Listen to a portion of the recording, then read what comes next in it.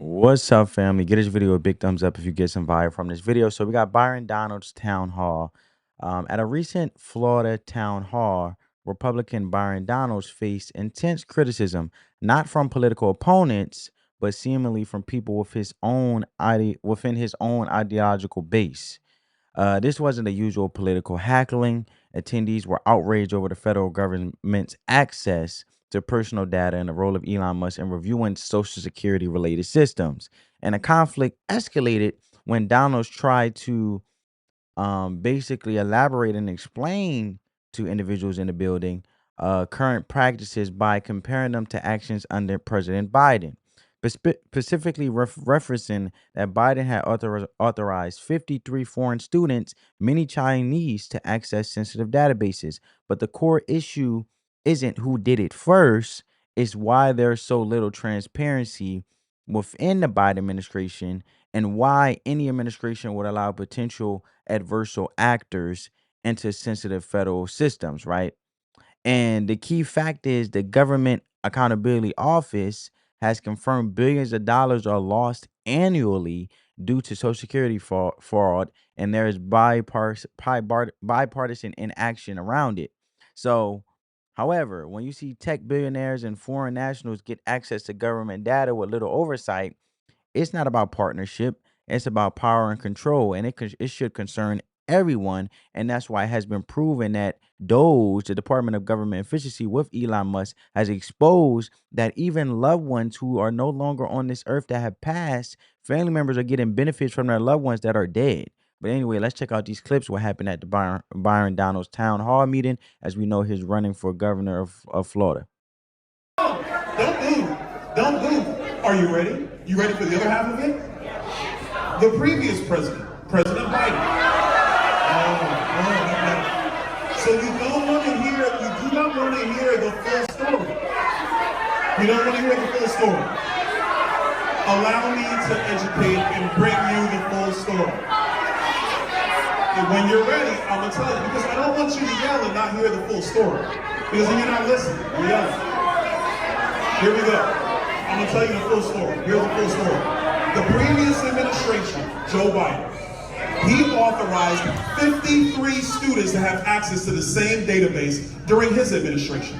53. He authorized 53 students to have access to the Social Security database. And I didn't hear anybody being upset when Joe Biden authorized them. So how can you be upset when it's that versus Elon Musk? That is true, because at the end of the day, if these paid actors, because we have known for the Democrats to be paying these paid actors to hoop and holler at Republican events to make a whole uproar, to make it like that the Americans are fed up, when it's not the everyday American, it's not the everyday American average Joe. It's actually paid actors they're paying to make this whole chaos hoorah at these town hall meetings, trying to create a narrative headline that people are upset with Elon Musk, let alone the Trump administration, because they dislike Trump so much. But the question isn't who the question, and really is, the issue isn't the defense of, oh, the other party did it first. The issue is, why did the Democratic Party with Joe Biden do it first when it comes to government surveillance, data security, and foreign access to U.S. systems?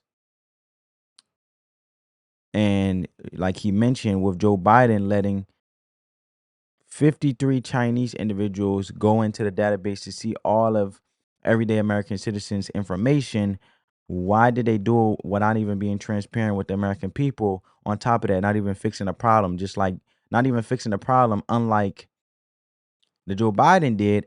The Trump administration with Doge Elon Musk are actually fixing the problem, going in and actually auditing and making sure that the money is being used appropriately with our everyday American taxpayer citizen dollars. Check out the next clip. That is not true. Again, if you're going to have a conversation about policy, then Chanting is not going to make the easy question. Donald Trump authorized Elon Musk to have access. I agree with that. Do you know who else agrees with it? Joe Biden. Because Joe Biden gave similar access to 53 demonstration. Do you want, this is my question for the audience. Do you want to yell or do you want to hear? Because if you want to hear, I'm trying to give you. Yep, he's trying to give them a breakdown and help them to understand. Let's check out the last clip. What the Doge is doing is they're examining the records. They're providing their findings. Congress has to weigh in on those. They're firing people! This works. If you're just upset because Donald Trump has Elon Musk doing it, then that doesn't make any sense. We have to make sense. We have to agree on certain things. I agree. And sometimes to fix a system, sometimes you have to break it. And I know that this individual is saying they're firing people. Well, guess what? If the position and the job is not adding value to what's going on to make sure that everyday Americans' taxpaying dollars are being allocated correctly, then there's no point of having the position that pays the person using American taxpayer dollars when there's no point of the position being useful, such as that job, right? Let me know what you guys think down in the comments below. However, on CNN, you have Scott Jennings actually being asked about the whole or debacle when it came to Republican Byron Donalds, as we just seen in the last 3 clips, being booed because over his response to the Doge cuts. Check this out. Do you hold town halls? Do you recommend it? I mean, I guess it depends on what you want your, how you want to spend your nights, getting yelled at by unhinged boomer Democrats. I mean, do you see like these people? And Karen said some things that were correct about people having some concern about the economy. Absolutely true. That's usually the top concern for voters. But did you hear the voter that we played? Elon Musk is personally invading my Social Security file. And that's not the mark of someone who's concerned about the economy. That's the mark of someone who's an unhinged boomer Democrat partisan activist who showed up to yell at a Republican. They didn't vote for Donald Trump before. They're not going to vote for him. We don't know if they're a Democrat, but two, if they're a voter in the district, no matter what you think of their opinion of it, but that person thinks that Elon Musk is personally invading his Social Security file. I mean, think about the level of conspiracy theory partisanship that you'd have to engage in to believe that the world's richest man is getting into your Social Security file. I can definitely point you to some conspiracy theories that took us down some holes for many. You asked me my opinion on these town halls. Cycles. I'm telling you, Democrats love to do nothing more than show up and yell at Republicans. They used to do it mostly online. Byron Donalds goes and takes the punishment in person. Good for him, I guess. But I also think you have to understand these are not representative of overall districts. That is true. I will say that is true. It is definitely representative of a temperature of what's happening in Democrats are mad. Out in the country. Agree. And look, man, Scott Jennings raised the questions. If a GOP reps are being screamed at by people who didn't vote for them and won't vote for them, what's the point? What's supposed to be civil discourse become a shouting match? And protester makes claims like Elon Musk is personally invading my Social Security file, which is factually unhinged and politically weaponized. If people are starting to treat politics like fandoms where they boo and cheer without facts, we stop having democratic conversations and start having emotional performances. That's why you heard Byron Donalds say, look, we got to have common sense. You know, we got to come to agreement with something, right? We got to come to an understanding somehow. But when your emotions are tied into things, the logic leaves and you cannot have no type of understanding or medium ground. However, we move on to the next video with Republican Nancy Mace. She tried to hold a moment of silence for citizens allegedly killed by illegal immigrants, and protesters demanded the moment be for the Pope Francis, who passed away a day ago instead. Check it out. We will bless the Pope now because the Pope has just passed too. We should have brought that up and had a moment of silence because the Pope has just passed. Thank you. Show some respect. Maybe you could start with respecting young men and women who've been killed in South Carolina by illegal immigrants, like Maddie Hines, who's a 4-year-old girl from the upstate who was killed by an illegal, or the infant in Beaufort County last year who was killed by an illegal immigrant, or Nathaniel Baker, who was killed on campus here just a few short weeks ago in an enormous tragedy for this campus.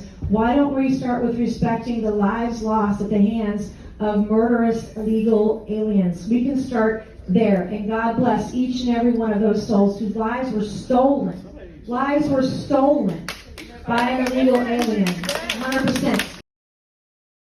And I agree, man, because at the end of the day, Nancy Mace was basically, she mentioned Pacific names like Maddie Hines, a 4-year-old, and and Natalie Nathaniel Baker, a student. These aren't hypotheticals. These are tragic losses, and protesters are flipping the focus. Shows how immigration discourse or conversation is being drowned in cultural war distractions. And if we can't mourn real victims in our communities because it doesn't align with a preferred narrative, that's not compassion. It's activism disguised as something more, something disguised as morality when it's not even right in itself, it's actually wrong, right? And it comes to where people only want to listen to the things you want to hear, or the things they want to hear. They don't want to listen to the things that they need to hear. And shout out to Nancy Mace for standing up, man. We need more individuals like this with a spine, and she's magnificent. She's phenomenal, and that's amazing. But moving on to this next segment, I actually wanted to show you guys about the immigration law and the 21 days notice ruling that happened with a federal judge ruled Trump's team must give 21 days notice before deporting Venezuelan migrants under the Alien Enemies Act. Check it out, family. News, and I want to bring this to you, Lisa, while I have you. A brand new federal judge ruling saying that the Trump administration has to give 21 days notice to Venezuelan migrants in Colorado. Talk about this case and what we know about it. Well, Chris, based on the Supreme Court's decision on April 7th in the case that had been before Judge Boasberg, you'll recall that plaintiffs who are detainees now have to bring cases all over the country where they are detained and where they fear that they will be deported and then imprisoned. This case is an outgrowth from that. This case is being brought on behalf of those who are detained in Colorado.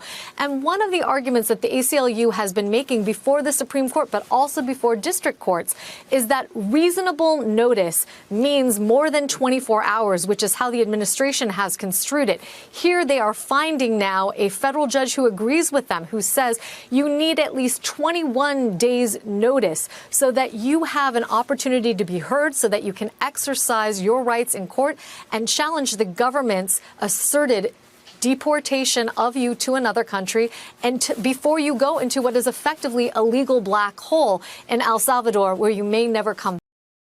And the mind-blowing thing is, family, the Alien Enemies Act is designed for expedited, fast removal in times of conflict or national security risk. These individuals are illegal. These are citizens. These are not even citizens. These are illegal immigrants posing as citizens. They came in here the wrong way. They basically skipped the border, crossed over the border, came into the United States illegally, welcomed their way in, not legally, out of disrespect to the United States. And now we have a judge ruling on Trump to give them a 21-day grace period for disrespecting the United States of America in the first place because they're not even legal. So basically, we're incentivizing individuals to come over here illegally, and then they have a right to fight when they don't even have the right anyway to be over here in the United States in the first place. So this redefines emergency law as regular process, affecting getting rid of the purpose of that statute. So if emergency laws require a month of delay, they're no longer emergency tools. That sets a legal precedent that weakens national enforcement going forward and makes more of a national risk and national security for the American citizens that's here. And then you have Venezuelan gangs sitting here for 21 days, and then you got to track them down just so they have a right to fight, or sit there and have their argument basically be heard when the argument shouldn't even be an argument. They don't even have the right to even have a say so at the table because they didn't even come in here the right way. They already, you're just adding fuel to the fire and infuming them with entitlement. And they're not even a citizen. But you can't do that in Venezuela. But however, family, let's go to another segment. We have Van Hollen, right? So Senator Van Hollen defended Garcia, a Venezuelan man alleged to be part of the MS-13. He claimed no proof existed, but the state court had documentation linking him to the gang. But it's just mind-blowing. Check it out, family. My colleague Dana Bash yesterday that you did not ask Abrigo Garcia whether or not he's actually in MS-13. You said you know what his answer is. But how do you know if you did not ask him? Well, because I know what he's said many times in court, and that's the proper forum for debating this. And as we know, the federal district court judge in this case said, and I brought it with me again, and I'm going to read it, no evidence linking Abrego Garcia to MS-13 or to any terrorist activity, period. That has been what Abrego Garcia has been telling the court. And I would ask you, Caitlin, really, if I'd come back and said, oh, I asked him if he was an MS-13 and he said, no, he wasn't. I mean, right? No one's that. The whole point is this is a conversation that's supposed to happen in court, which is why I have said to Donald Trump to either put up or shut up in court. And that's true for Mike Wallace and all of these people. Put up or shut up in court. But in the meantime, you need to respect the court's decision on this fundamental constitutional issue, or you're calling those rights in question for everybody who resides in America. Family, it's so mind-blowing to me that he's fighting more for illegal than American citizens in his state who actually funded him to go over here to, where did he go? To El Salvador to go visit this illegal immigrant, to see how he was doing, to see how Garcia was doing, let alone he's not a legal citizen in America. And then he flew over there on taxpayer dollars, but don't have this same energy for people in his own state. This is mind-blowing to me. Federal judges dismiss state evidence. Why? Because political optics trump judicial consistency. Meanwhile, American citizens involved in January 6 cases didn't get this level of infinite due process. No repeated appeals, no public defenders for years, just quick charges and jail time, right? So justice is not blind when foreign nationals get multi-level legal protections while U.S. citizens don't. That's legal inequality, plain and simple, family. But moving on to this next segment, I want to talk about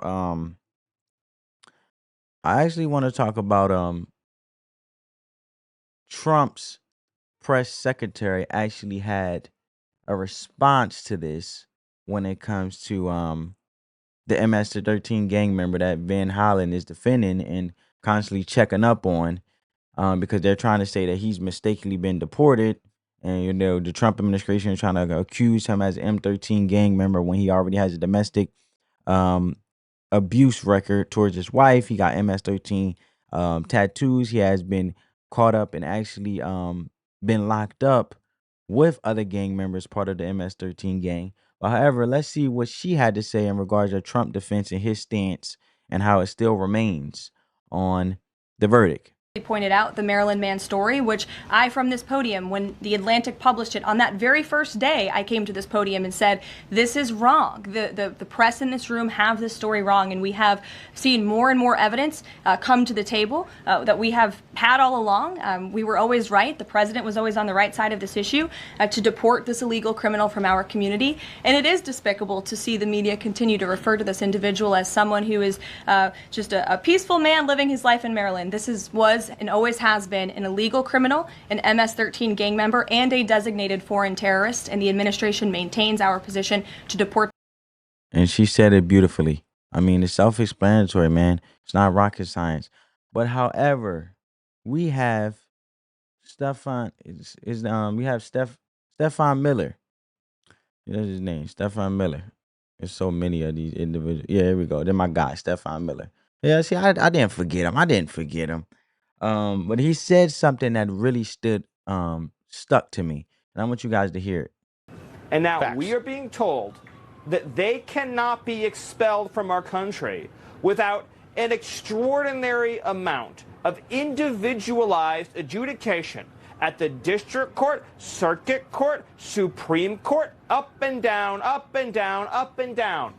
No American citizen receives this level of so-called due process. Because it isn't due process. This is called infinity process to keep you here forever. Yeah. That's what this is. Oh no, it's crazy. No American citizen charged with a crime, with a serious crime inside the United States, a U.S.-born American citizen receives this kind of process.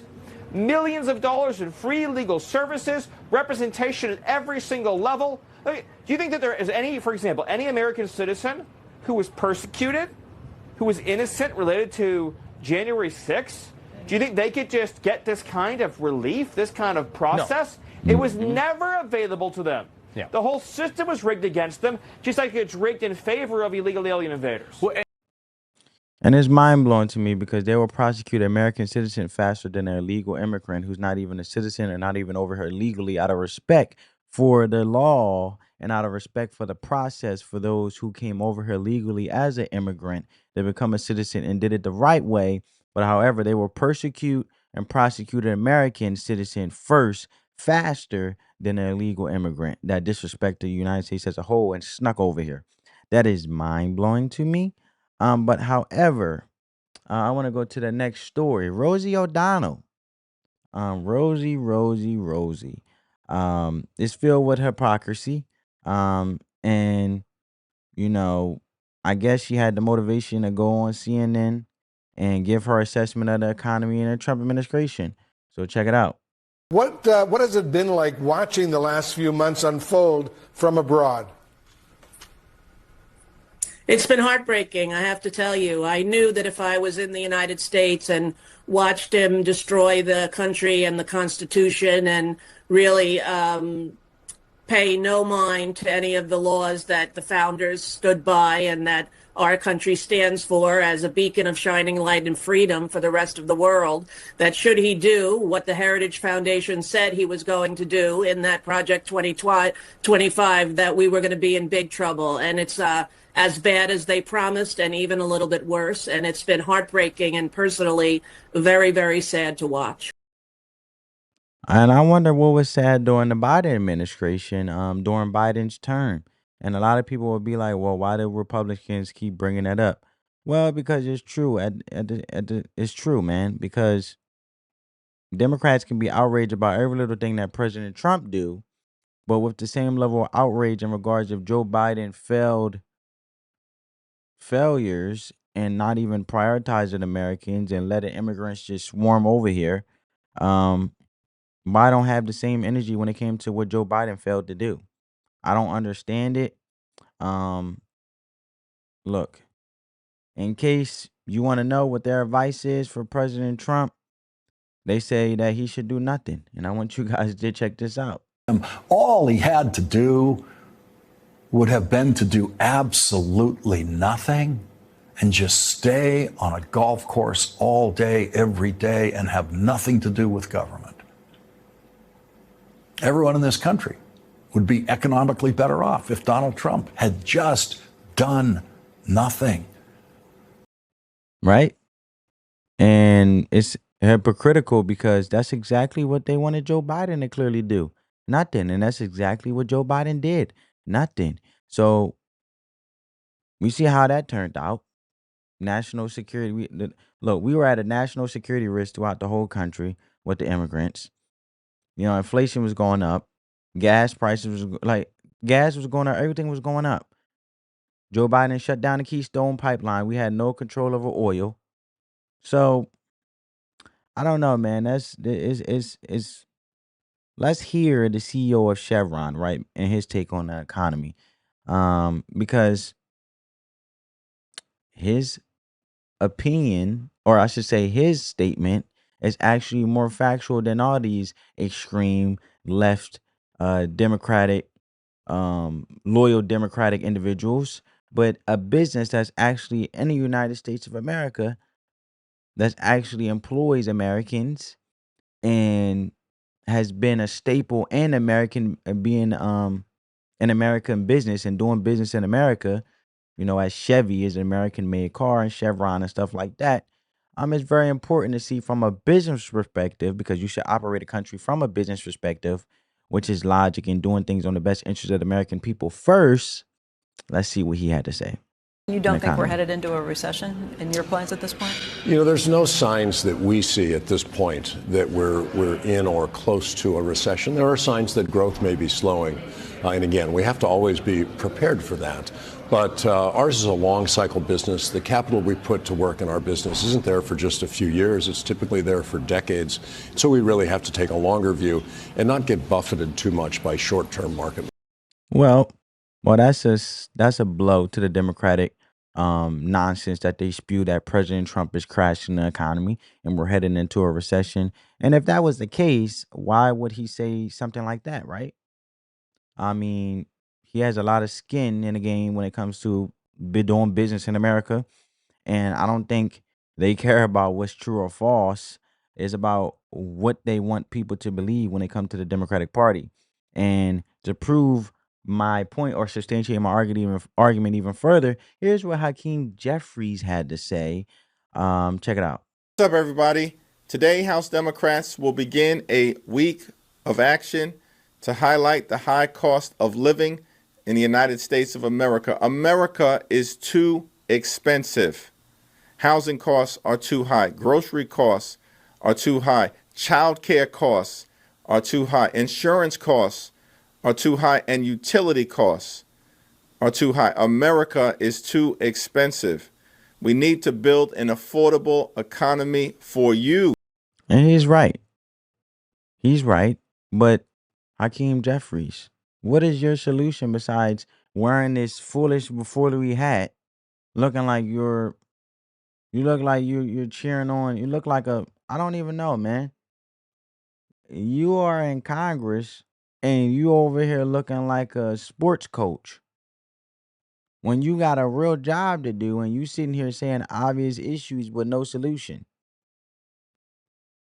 I mean, where has been his solutions? They don't exist. Which is why the Democratic Party lost the election. And one of the reasons why they did. But look, this is pure hypocrisy from the Democrats. They continue to claim that everything's going wrong in the country. It's because of Donald Trump. It has nothing to do with the Democratic Party. All right. And I want to know you guys' reaction to all of this in the comment section. And what's your response to the backlash that Byron Donalds had to take from the town hall meeting last night? And do you believe that Democrats are paid to disrupt?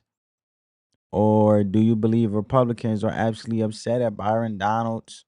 Because I believe that the Democratic Party is so into narratives and headlines to continue to lie to the American people, to have them to tug onto their heartstrings and the sentiment and emotionalism of the people, where it removes the logic, where anything they say people will gravitate towards because it's so heart touching. And even if they can play this dirty game of sending paid actors where they pay individuals to go in there and spew lies and attack Republicans who are actually having solutions and have answers, to make it as though that, look, they're having problems within their own party. To me, it looks like the Democratic Party is just projecting. They are actually fumbling and having problems within the Democratic Party because they don't know who they want to be the front leader to uplift their party, because their party keeps dying on the same hill, protecting illegal immigrants. You won't beat Trump on that. And national security. And two, you keep talking about inflation, but the inflation record has proven that it went down. You talked about the price of eggs. That went down. I mean, and at the end of the day, Trump hasn't been in office that long. And it won't happen overnight. But he got a lot done as soon as he got in office. But let me know what you guys think. If you got some value from this video, make sure you get this video a big thumbs up. On that note, family, stay smart, stay sharp, spread that peace, love, and positivity. Let the love supersede the hate. And on that note, family, peace.